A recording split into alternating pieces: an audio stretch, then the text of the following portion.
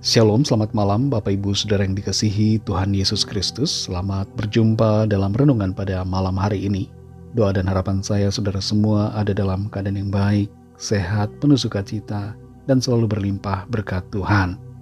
Kalau ada yang sedang dalam masalah persoalan, tetaplah semangat karena Tuhan turut bekerja dalam semuanya, dan Tuhan pasti membawa kebaikan buat saudara.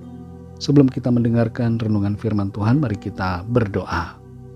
Bapa Surgawi, Bapa dalam nama Tuhan Yesus Kristus, kami mengucap syukur untuk pimpinan-Mu di sepanjang hari ini. Tuhan sudah menolong kami dalam segala aktivitas kami. Saat ini kami mau mendengar sabda kebenaran firman-Mu.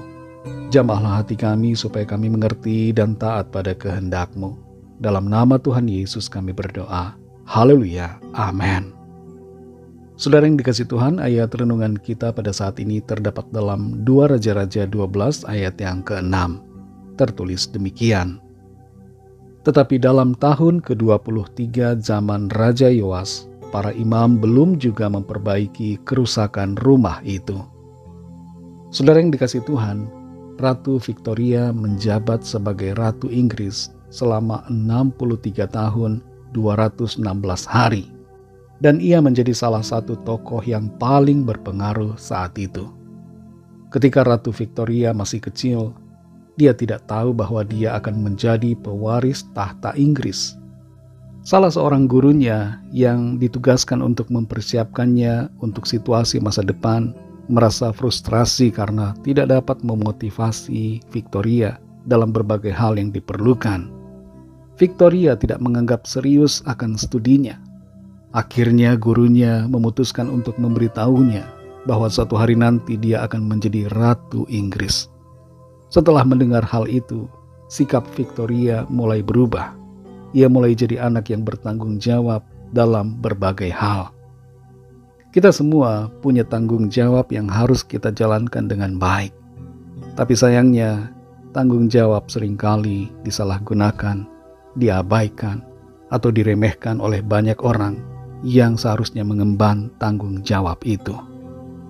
Dalam 2 Raja-Raja pasal 12 ayat 6 ini tertulis, tetapi dalam tahun ke-23 zaman Raja Yoas, para imam belum juga memperbaiki kerusakan rumah itu.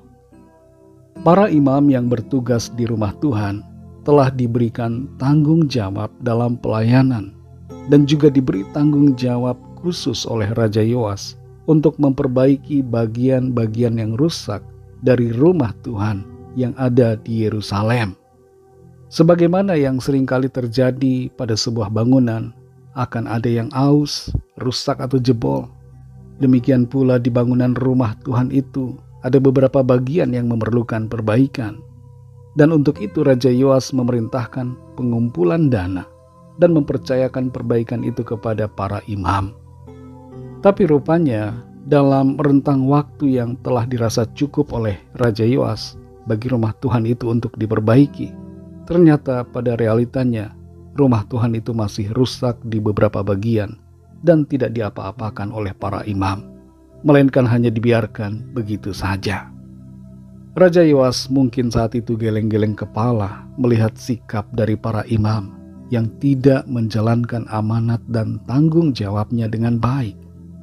Pada akhirnya Yoas sendiri mengkoordinir agar pekerjaan perbaikan itu tidak lagi diemban oleh para imam, tapi didelegasikan kepada orang lain. Sangat disayangkan bahwa para imam tersebut tidak berhasil menyelesaikan tanggung jawab yang diberikan. Padahal mereka bertugas di rumah Tuhan secara teratur, dan itulah yang menjadi fokus hidup mereka. Tapi mereka tidak mementingkan untuk memperbaiki rumah Tuhan itu. Saudara yang dikasih Tuhan, kalau kita diberikan tugas dan tanggung jawab, alangkah baiknya agar kita menjadi pribadi yang mengemban tanggung jawab itu dengan sebaik-baiknya. Apapun tugas kita, sekecil apapun, lakukanlah dengan serius dan segenap hati. Secara rohani, ayat ini berbicara kepada kita tentang pentingnya menjaga rumah Tuhan dalam hidup kita, yaitu diri kita secara pribadi. Kehidupan kita, karena kita adalah bait Tuhan yang kudus, dan adalah menjadi tanggung jawab kita untuk memperhatikan dan merawat kondisi rumah Tuhan, yaitu kehidupan kita. Perhatikanlah apakah hidup kita ini sebagai bait Tuhan ada yang rusak di berbagai aspek. Adakah yang perlu diperbaiki? Adakah sifat dan sikap kita yang harus kita tinggalkan? Mari jangan biarkan bait Tuhan atau rumah Tuhan, yaitu hidup kita secara pribadi, tubuh kita ini, menjadi terbengkalai bertahun-tahun. Tidak ada hubungan dengan Tuhan, tidak ada persekutuan yang erat dengannya, tidak ada ibadah di dalamnya, rusak karena dosa, rusak karena pergaulan yang salah. Mari saudara, perbaiki kehidupan kita, perbaiki hidup kita yang adalah bait-Nya, dengan cara mengikuti firman Tuhan dan mengasihi Tuhan dengan segenap hati.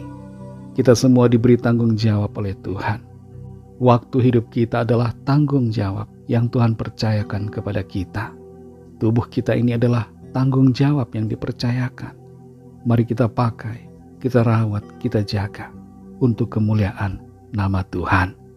Roh Kudus akan menolong kita. Mari kita berdoa.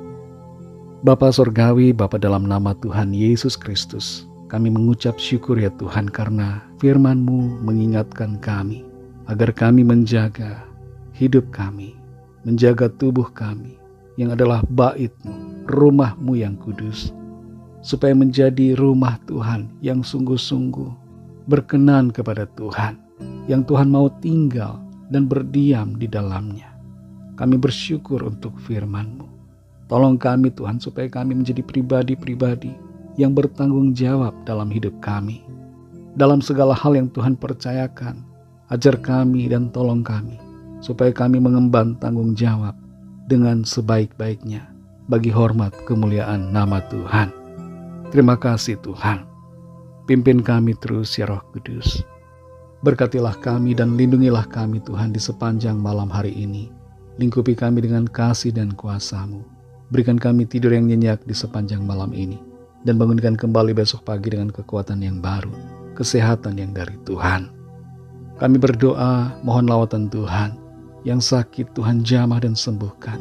Berikan kesehatan yang sempurna. Tubuh yang lemah Tuhan kuatkan. Jiwa yang susah Tuhan hiburkan.